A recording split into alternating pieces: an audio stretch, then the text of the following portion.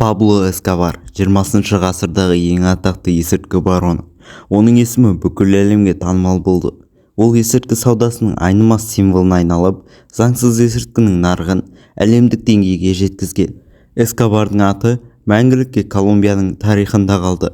Ол есірткі әлеміндегі ең бай, ең қатыгез және ең ықпалды тұлғалардың бірі ретінде танылды.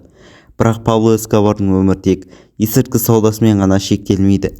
Оның балалық шағы, отбасысы, кедейшілікке қарсы күресі, қоғамға жасаған жақсылығы, қарапайым халық арасындағы Робин Гуд бейнесі және жеке өмір бар. Сонымен қатар, оның қаншалықты бай болғаны және сол байлықты қалай басқарғаны түсіну қызықты. Бұл бейнебаянда Пабло Эскобардың өмірінің әр қырын егжей-тегжейлі қарастырамыз. Оның балалық шағынан бастап жасөспірім кезіне, оның есірткі бизнесінде көтерілуі мен құлауына дейін. Пабло Эскобар 1949 жылдың 1 желтоқсанында Колумбияның Рейногор қаласында дүниеге келді. Оның отбасы қарапайым шаруалар. Әкесі Хеус Эскобар фермер болып жұмыс істеген, ал анасы Эмилия Гавария жергілікті мектепте мұғалім болған. Олар Колумбияның басқа көптеген отбасылар сияқты кедей өмір сүрген. Балалық шағы ауыр болды. Пабло ерте жасынан бастап қиындықтарды жеңуге мәжбүр болды. Осы кезде ол кедейлік пен теңсіздіктің қаншалықты әділетсіз екенін түсініп, өмірін байлыққа және күшке қол жеткізуге арнауды мақсат етті. Мектеп кезінен бастап Пабло тәртіпке бағынбады. Мінезі тентек және өзімшіл болды. Ол оқудан көп шығып қалды. Жиі мектепті тастап кетті. Жасөспірім кезінде Пабло кедейлік жағдайынан шығудың жолын іздеп ұсақ қылмыстарға бет бұрды. Сол кезде ол құлпытастарды ұрлап, оларды қайта сататын.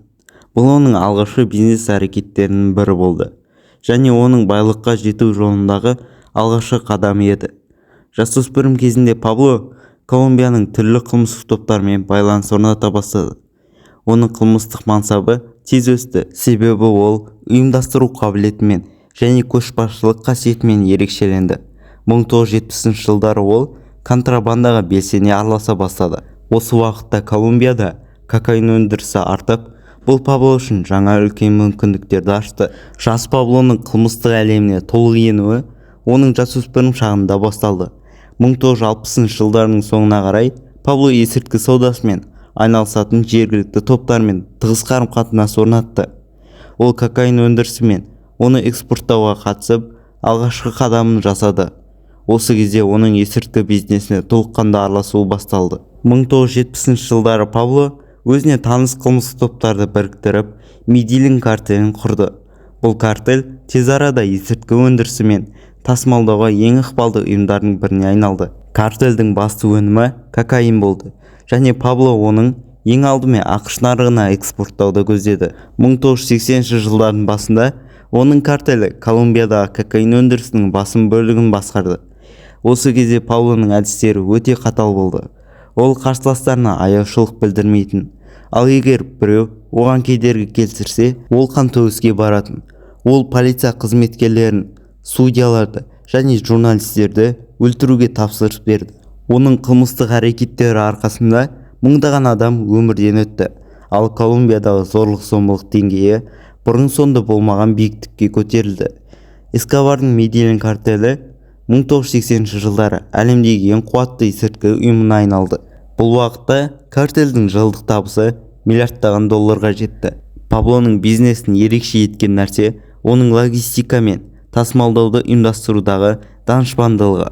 Ол кокаинді Колумбиядан ақшқа заңсыз жеткізудің әртүрлі әдістерін ойлап тапты. Контрабанда, жасырын туннельдер, парашютпен жеткізу және суасты қайықтары сияқты әдістерді қолданды. 1980 жылдардың ортасына қарай Медельин картелі ақшқа есірткі тасымалының 80%-ын қамтамасыз етті.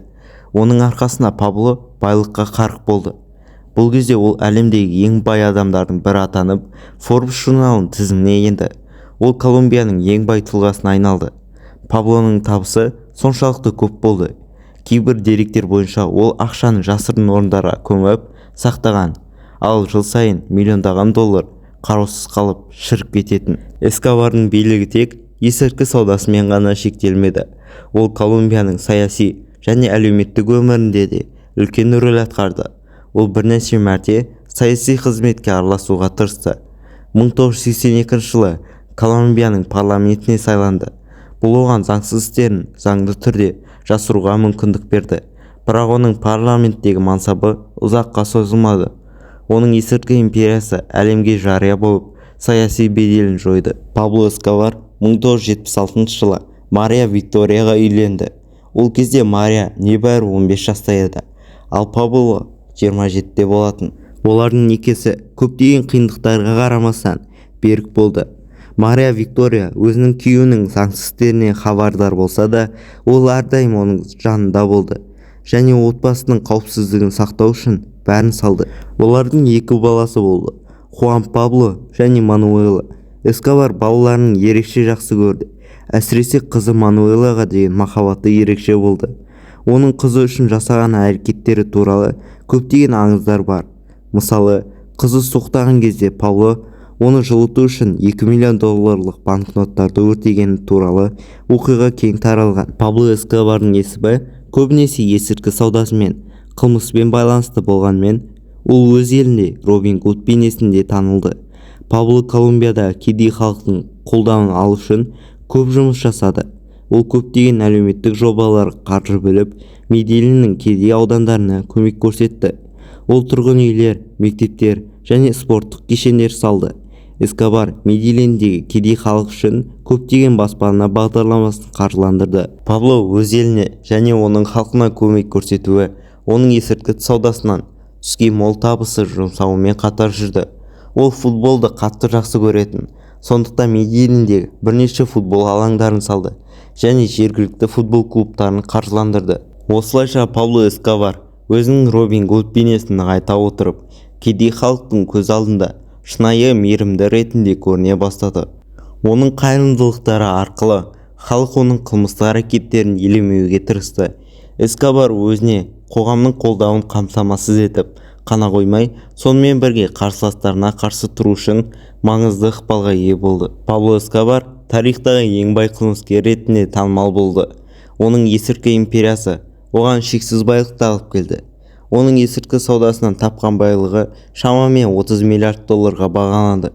Эскобар өз байлығын тек сән-салтанатқа ғана жұмсамай, оны бүкіл әлемге өз ықпалын нығайту үшін де қолданды. Паблоның байлығы соншалықты көп болғандықтан, ол ақшаны банктерге сала алмайтын. Ақша сақтау үшін ол қарапайым әдістерді қолданды.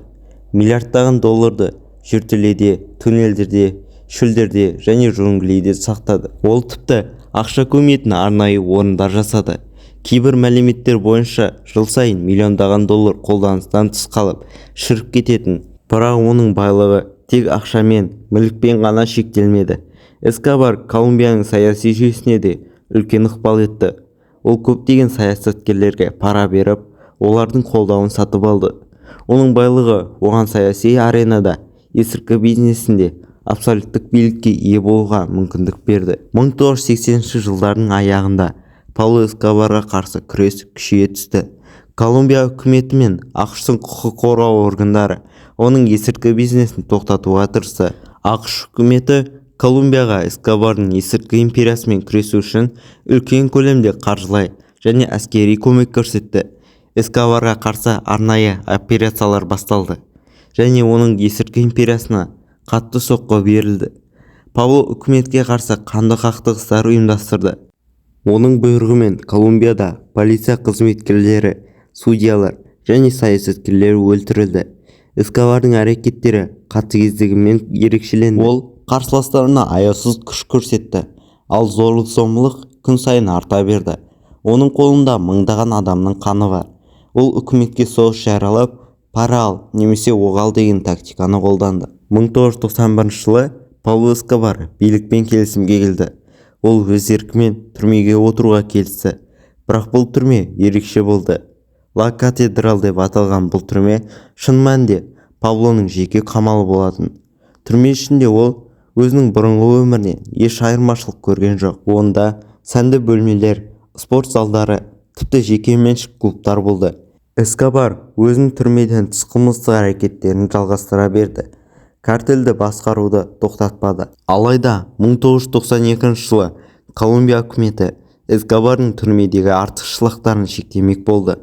Осы кезде Пабло қашып кетті. Оның қашуы жаңа қудалаудың бастамасы болды. Колумбия үкіметі мен ақш-тың DEA агенттері Паблоны іздестіру операцияларын бастады. 1993 жылдың 2 желтоқсанында Пабло Эскобарды ұстау үшін арнайы операция ұйымдастырылды. Бірнеше ай бойы жүргізілген іздестіру жұмыстарының нәтижесінде Эскобар Медельинде орналасқан үйінде табылды. Колумбияның арнайы күштері оны қамауға алу үшін шабуыл жасады және Пабло қашпақ болған кезде атыс барысында атып өлтірілді. Пабло Эскобардың өлімінен кейін Медельин картелі құлдырай бастады. Оның ізбасарлары картелді басқаруға тырысты, бірақ олар Эскобар сияқты билікті қолына толық ала алмады. Эскобардың өлімі бүкіл әлемге оның есірткі империясының құлауын білдірді, бірақ оның мұрасы Колумбия тарихында қалды. Пабло Эскобар қайтыс болғаннан кейін оның отбасы қудалауға ұшырады. Жұбайы Мария Виктория және балалары жаңа өмір бастау үшін Колумбиядан кетуге мәжбүр болды. Олар Аргентинаға көшіп, жаңа есімдермен өмір сүруге тырысты. Пабло Эскобардың өмірі мен оның отбасының тағдыры әлі күнге дейін көптеген фильмдер мен кітаптардың басты тақырыбы болып қала берді. Оның есірткі саудасындағы рөлі мен байлығы, қатыгездігі және қайырымдылықтары әлем тарихында терең із қалдырды. Пабло Эскобардың өмірі күрделі және қайшылықтарға толы оқиға. Оның есірткі саудасындағы рөлі тек Колумбияда ғана емес, бүкіл әлемге зор ықпал етті. Ол бір жағынан қоғамның ең бай адамдарының бірі болды, ал екінші жағынан қоғамдағы зорлық-зомбылықтың символына айналды. Эскобардың байлығы мен күшіне қарамастан, оның өмірі ақыры зорлық-зомбылық пен қантөгіспен аяқталды. Осы видеоға лайк басып, біздің каналға жазылыңыз. Келесі видеоларда тағы да қызықты тақырыптарды талқылаймыз.